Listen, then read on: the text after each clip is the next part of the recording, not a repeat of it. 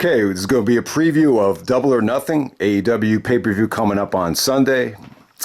After the preview, going to give you a quick fantasy video for Forbidden Door, the AEW New Japan collaboration.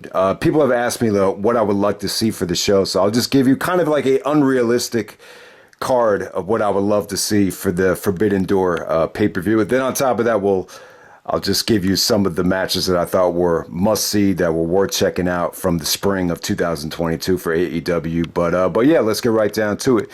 For Double or Nothing, coming up on Sunday here, we got Hangman Adam Page and CM Punk. We'll start with that. Now, the pay-per-view as a whole, I think a lot is really riding on Hangman and Punk. I think that match really needs to deliver. Lots of talent on this show, really a lot.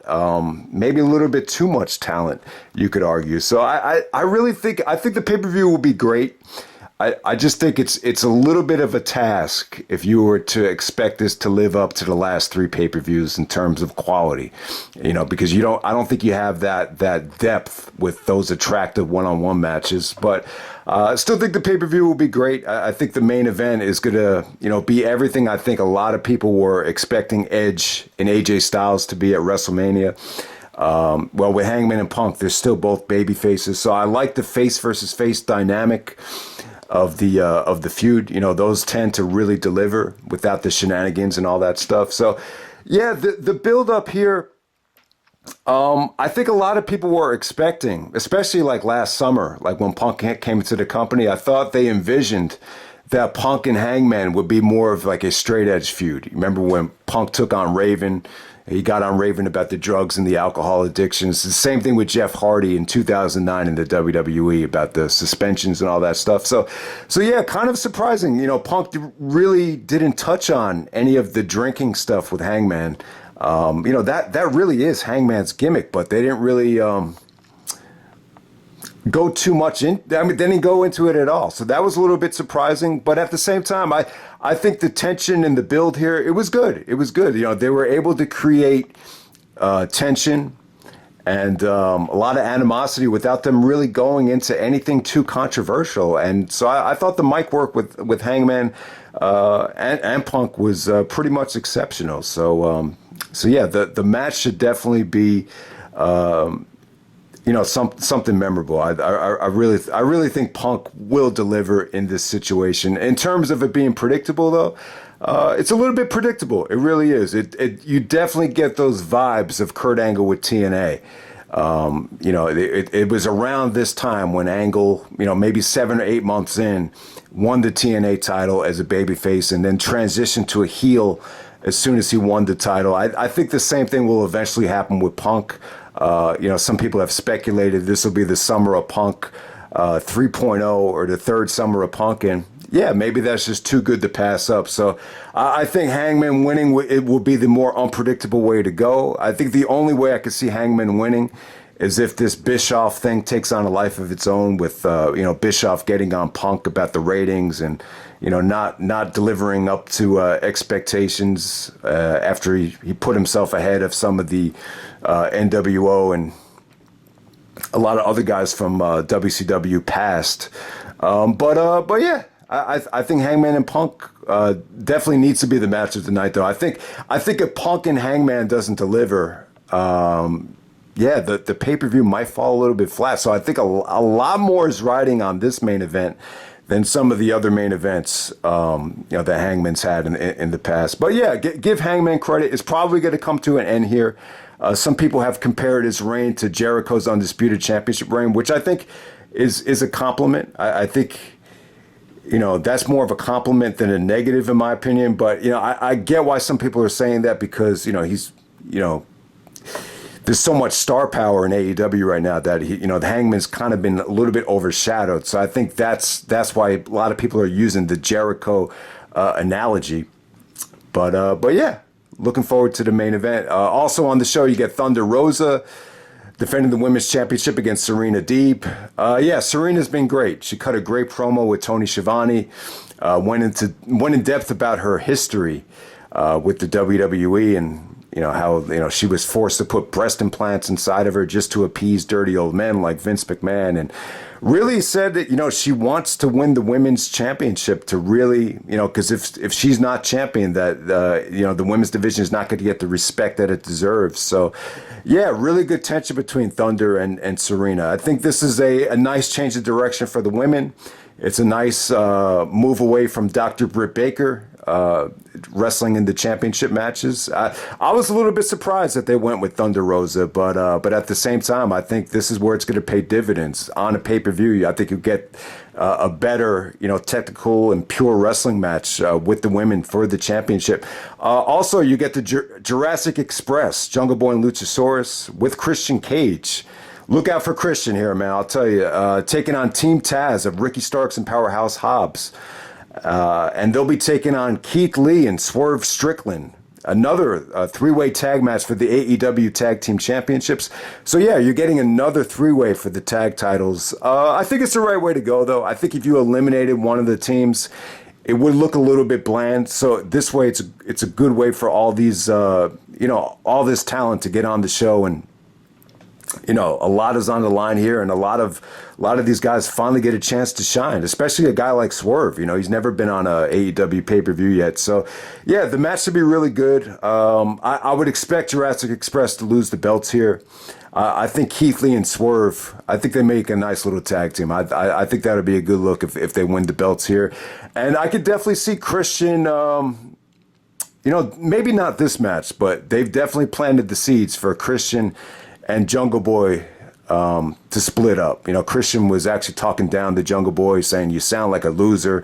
So, yeah, you can't trust Christian, even going back to him turning on Edge, him turning on Sting in TNA. He hasn't turned in AEW yet, but you know it's definitely going to come because that's the real Christian, in my opinion. That's the character that I think Christian has perfected over the last 20 years. So I would definitely say look out for it here. Next up, you're going to get Samoa Joe taking on Adam Cole, the finals of the Owen Hart Cup for the men. I would just say this. I wish they would have picked men or women, either one. Yeah, you could have. I just think having women and the men for the Owen Hart, I think it's a bit much. But at the same time, it does give the women, something to strive for. So you definitely do understand it. But yeah, it'd be cool to have Brett come out here. That's what I'm looking forward to. How they'll present this thing to really pay tribute to Owen. Maybe Owen's theme song, or obviously I think they'll have Martha out there. But I'm really interested in seeing how they could really just kind of resurrect the feeling of Owen Hart here. I mean, there's so many members of the Hart family that you would think you could get some of the Harts to come out for the finals here. But yeah, with Joe and Adam Cole, I think this should probably open up the show. I think this is the one undercard match that really needs to deliver here. And this could be a hot opener. There's a lot of history here. Samoa Joe is the greatest champion in Ring of Honor history. Some would argue the longest reigning champion, the Babe Ruth of Ring of Honor, some would say. And, the funny thing is Cole is more synonymous with the Sinclair Ring of Honor days. So I wouldn't consider him one of the best champions ever. But at the same time, Cole has won the Ring of Honor championship, I believe, 3 times, right? I think he won the 3rd championship at Wrestle Kingdom. So yeah, Cole has won the ROH belt more than anybody. So it's like the most frequent ROH champion up against the longest reigning Ring of Honor champion. And yeah, Cole should definitely win this thing. He put over Hangman, 2 times in a row at the pay-per-view and on Rampage. So I would expect Cole to get the victory here. I think Cole needs it a little bit more. Cole hasn't gotten that big win yet at a pay-per-view. But Joe's been great so far. I've really enjoyed Joe so far. He is the Ring of Honor television champion, so I think him losing to Cole here, it wouldn't hurt him at all. And it's kind of like putting over the younger, hungry, up-and-coming talent, which I think Joe's definitely there to do. So yeah, that should be an awesome opener if they go with Joe and Cole to open up the show.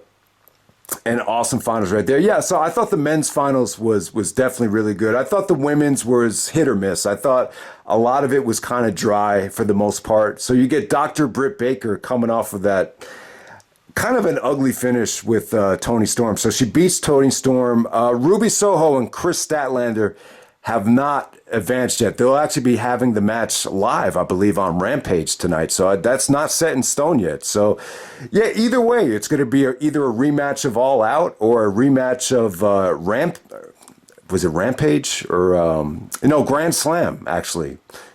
So Britt actually went over both of these girls back in the fall in September. So whoever wins tonight, I think, is taking it. I'm going to go with Chris Statlander. I think Statlander will win on Rampage, and then she'll get the big victory over Britt Baker. I think for the women here, because Cole is going to win the men's tournament, I think for the women, it'd probably be a better look, a feel-good moment to have a babyface win. I think Statlander is a good wrestler, man. I think she's probably the more underrated of some of the women right now. So, yeah. So there we go with that. Next up, you're going to get MJF taking on Wardlow. So if Wardlow wins to be granted his release from MJF in the Pinnacle. But if MJF wins, then Wardlow will be permanently banned from signing with AEW. So the stipulation here is kind of gives you a headache. But hey, on the positive side, this is a feud that had been building up for years. It kind of has a Triple H versus Batista type of feel to it. It definitely has a Goldberg type of feel with the way they've been treating Wardlow with the cuffs and the security. So Wardlow is definitely valuable, man. He really does have like a Roman Reigns, Batista type of look. So yeah, this is definitely a chance to build a huge star. So you would expect, when you look at the stipulation, you would just expect Wardlow to go over. Maybe they'll punish MJF here because, it seems to me like he's really looking forward to free agency, kind of like Aaron Judge. Like it really looks, it kind of has that feel to it. So, but I'll tell you this though, man. Like if MJF needs a big win though, he lost to Jericho at All Out. He lost to CM Punk at Revolution. So you would just think, if you really want to build this company around MJF, this is a match he definitely needs to win. But yeah, it's been built up for the whole year, going back with the Dynamite Diamond and all that stuff. You saw this match coming, almost a whole year ago. And you're finally going to get it. So it definitely has a great build up to it. Am I looking forward to seeing it? Do I think it'll be amazing? I can't say I'm really looking that much forward to it, but it should definitely have a huge payoff. And I think it's unpredictable. I think the unpredictability of MJF and Wardlow is definitely the selling point. Okay, next up, you're going to get the Jericho Appreciation Society. Chris Jericho 2.0 from Chikara, to be exact, right? Danny Garcia and Jake Hager. That's like the one common denominator from the inner circle is that Jack Swagger, Jake Hager, is still with Jericho, taking on Eddie Kingston, Santana, and Ortiz, and the Blackpool Combat Club. Not Wheeler Yuta. Yuta's not in this match, but it'll be Bryan Danielson and Jon Moxley with William Regal. This is going to be an Anarchy in the Arena match. Jericho wanted this to be a Stampede, Canadian Stampede, a Stadium Stampede. But Moxley said, we're not going to do that shit. That was a different time and a different era. This is going to be an Anarchy in the Arena match. So yeah, that's one thing you notice. There's just a lot of talent on this show. Some of these 5-on-5 Jericho stable matches, a little bit hit or miss. You just hope it's not that much of a train wreck.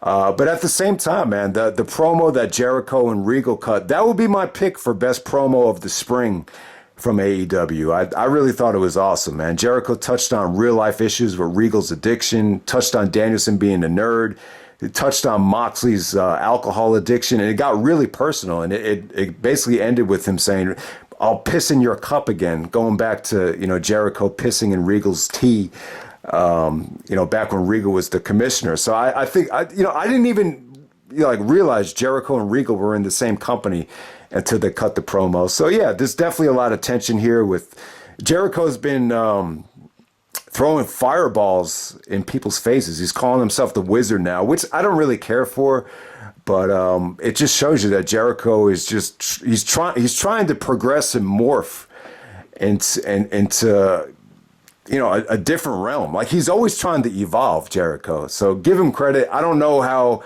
this Wizard thing is going to work out for him. But yeah, I think Jericho looks great, though. He's got himself in better shape. I think his promos are as good as they've ever been.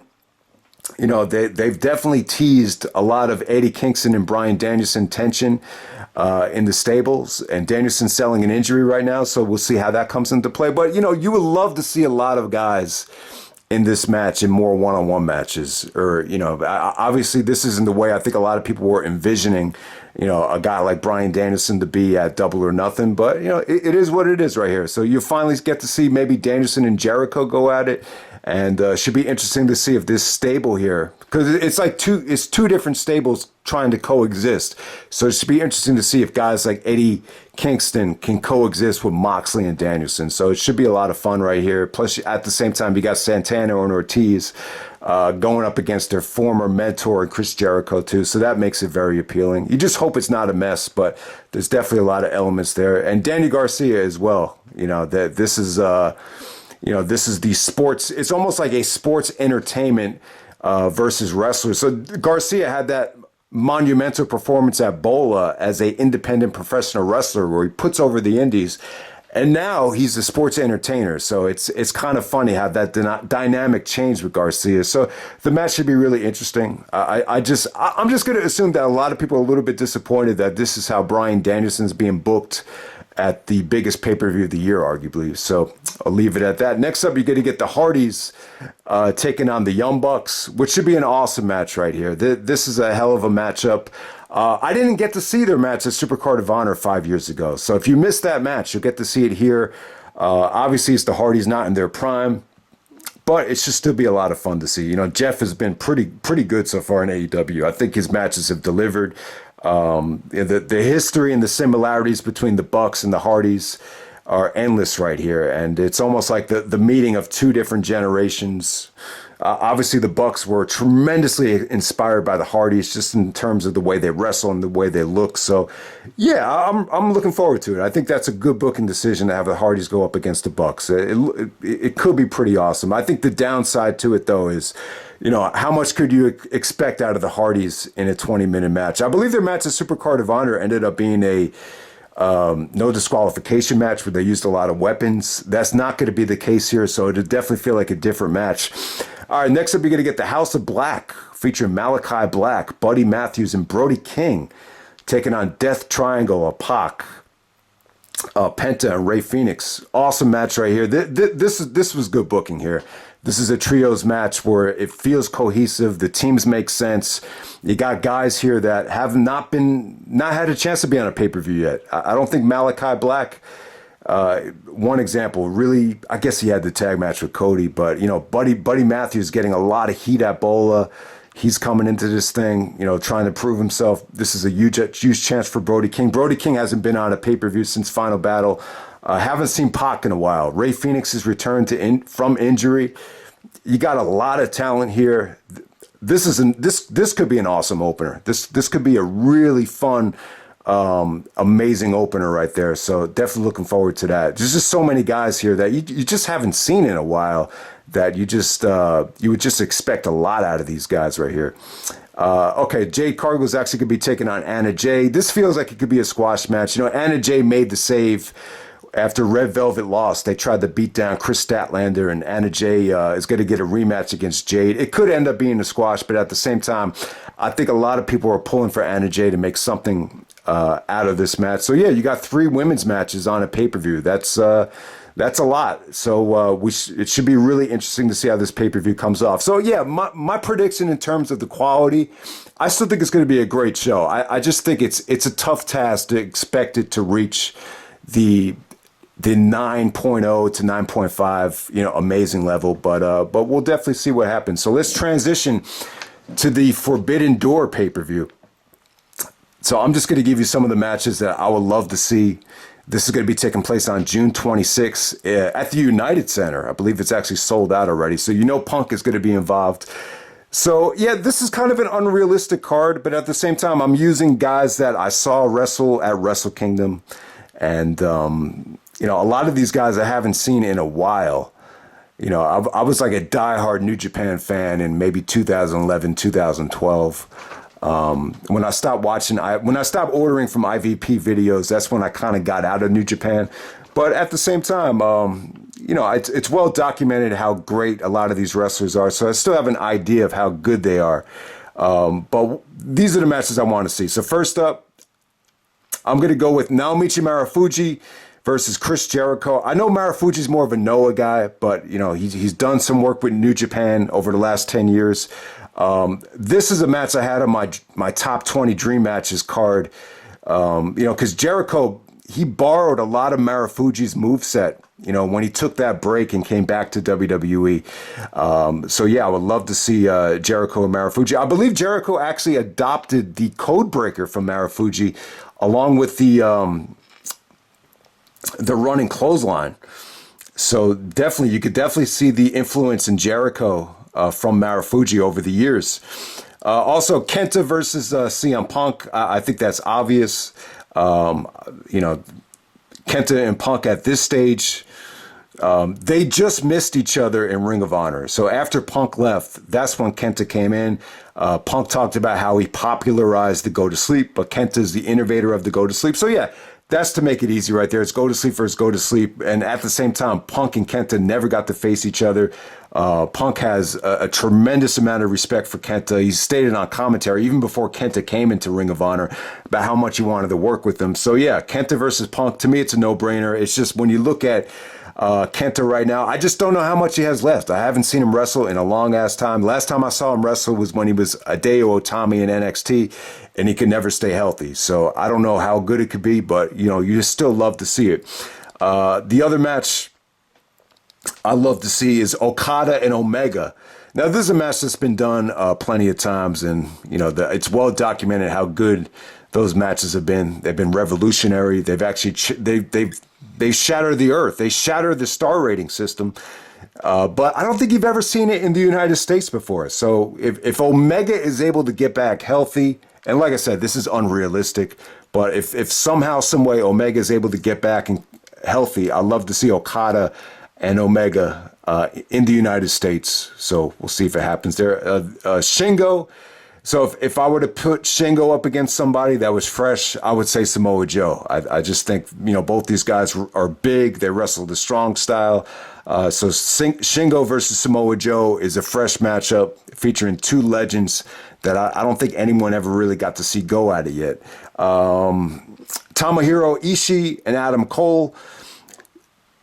They had the match on Rampage, which I thought was good. You would think they want probably Ishii to get the win back. So I think it'd be cool if they do a rematch at the pay-per-view. If you want to have Ishii go up against Kyle O'Reilly instead, that'd be pretty dope as well. Will Ospreay and Rey Fenix, battle between two high flyers right there. I'd love to see it. If you're going to go with Minoru Suzuki, obviously it's been pretty easy to book Suzuki in AEW, so it's a no-brainer to have him on the show. If they were going to have a chance to book Suzuki against someone fresh, I'll probably say go up against Garcia. I'd say Suzuki and Garcia could be really dope. Tanahashi, if they could bring in Tanahashi for this show, I think Hangman's probably the obvious choice. It's got a lot of star power. You could definitely see the similarities there with the way they execute clothesline. So I'd love to see Tanahashi and Hangman. Zack Sabre Jr. and Bryan Danielson.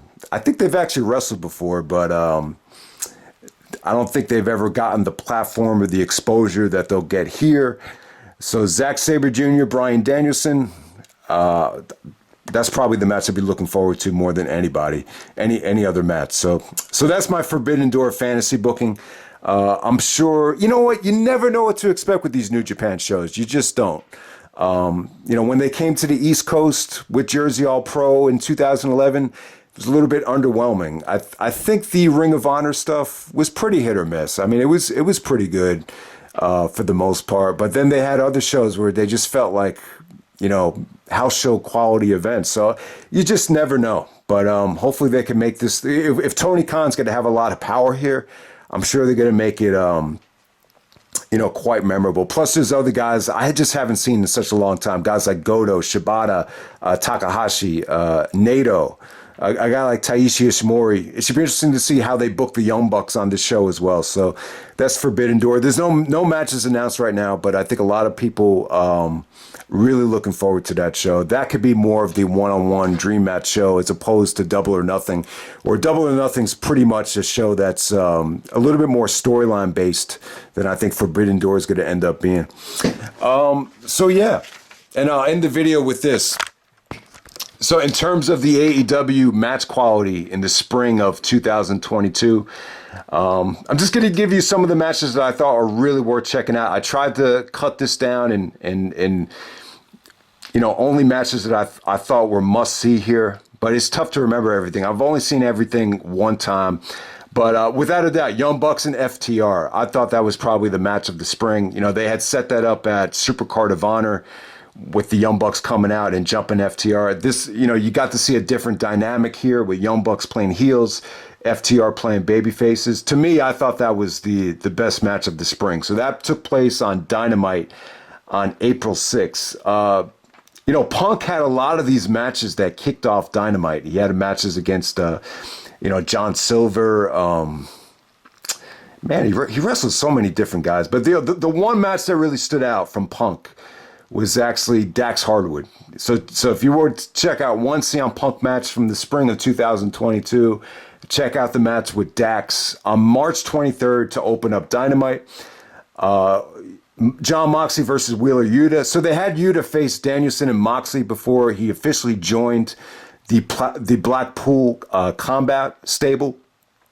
So they had this star-making performance from Wheeler Yuta.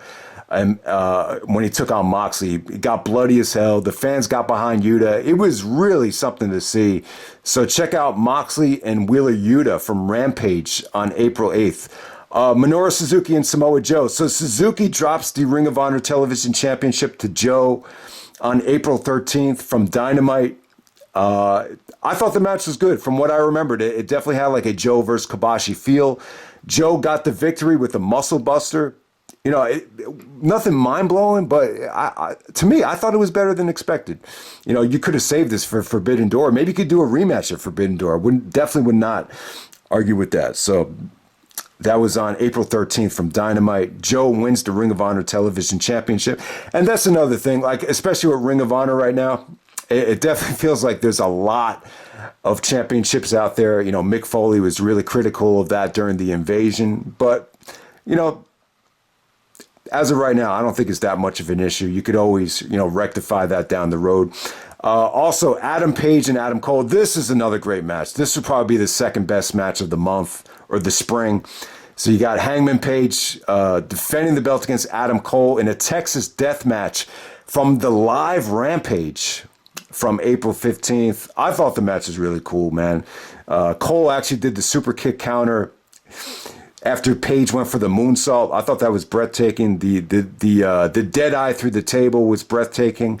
It's just great stuff. The Page and Cole match is definitely delivered. Pretty much the same quality as the Revolution match. So definitely check it out. It was on a live Rampage too. So it definitely had a primetime feel. The Battle of the Belt show was kind of underwhelming. I thought the women's match there, that wasn't a great main event. Gresham defended the ROH title for the first time in AEW against Dalton Castle, which is worth checking out. That was actually the highlight of that show. But I guess that Rampage was actually live because they did the double shot with Battle of the Belts. Also, Dax Hardwood and Cash Wheeler, the Owen Hart, the first round of the Owen Hart. You finally got to see the two FTR guys go at it. Punk was actually on commentary. Thought the match was a lot of fun. That was on April 27th to kick off Dynamite. Sammy Guevara and Scorpio Sky. I'll tell you, man, Sammy's been crazy, man. The Sammy and Scorpio Sky feud, it's been pretty interesting. Like, it's tough to tell, like, who's the babyface, who's the heel. They both kind of kept turning throughout this whole feud. But the fans have turned on Sammy because he's with Ty Conti now. They're kind of rubbing it in everyone's faces with them making out and everything because he's got a hot girlfriend. And it just kind of reminded me of how stressful it could be to have a really hot girlfriend. It's like, people get jealous of you. They start turning on you. But how do you still, like, maintain being a nice guy? So it really did bring back memories of that. Obviously, I don't have a hot girlfriend anymore, but But yeah, like it just the dynamic with Sammy here is really interesting. I thought they had a good ladder match, Sammy and Scorpio Sky. It was really, really, really fun to see. These Sammy ladder matches definitely deliver, man. That Ace Crusher interception, one of the best spots of the year. So that was on April 27th from Dynamite. Also, Jeff Hardy and Darby Allin, the opener from the Owen Hart. I thought they had an awesome main event on. I guess it was on Dynamite there. I mean, they did some nasty stuff with the steel steps. Darby was like a missile. They put their bodies on the line. Jeff did the hurt his back from the swanton. So yeah, give both guys credit. They emptied the tank there. So Jeff and Darby, awesome main event right there with Sting coming out. You saw Sting interact with Jeff Hardy. Must see stuff in my opinion. I'm not the biggest Jeff Hardy fan, but I got to say I'm pretty impressed with how they've been using him so far. Hangman Page versus Takeshita. All right, this dude Takeshita is fucking awesome. It's from DDT. I can't remember how to say his first name, but it's Takeshita. Check out the match he had with Adam Page. Punk was on commentary there. I thought that was a really good match from him. So he's actually from DDT in Japan. He definitely reminds me of a mix of Tanahashi and Ibushi.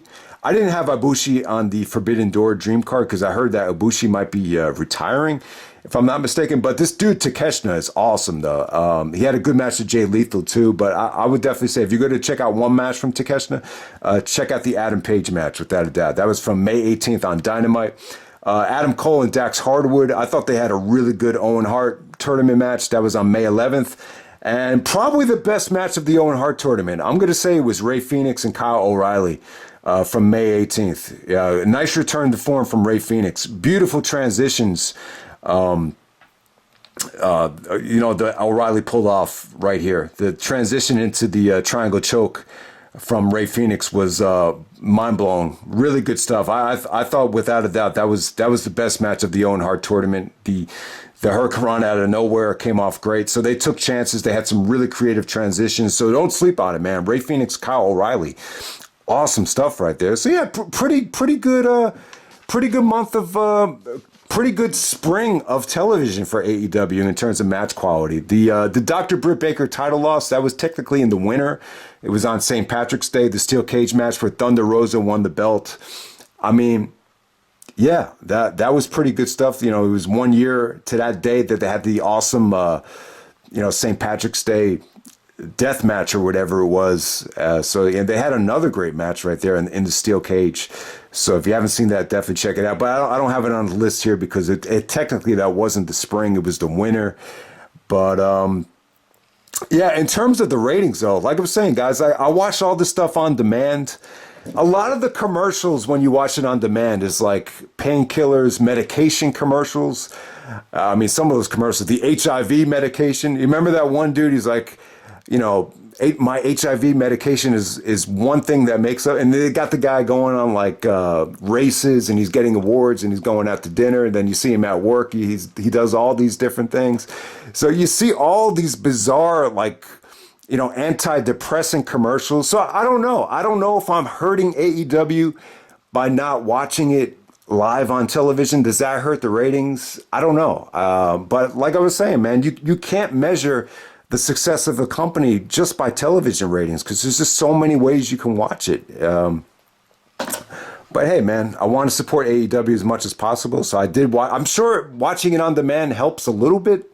Maybe it doesn't help as much as watching it on live TV. But the spring is a tough time because you're battling the NBA and the NHL playoffs and all that stuff. So, but yeah, man, I just think you got a lot to look forward here with Double or Nothing. There's definitely some really interesting things happening. So I hope everyone enjoyed the video. Let me know what you think of the pay-per-view, and I'm out. All right.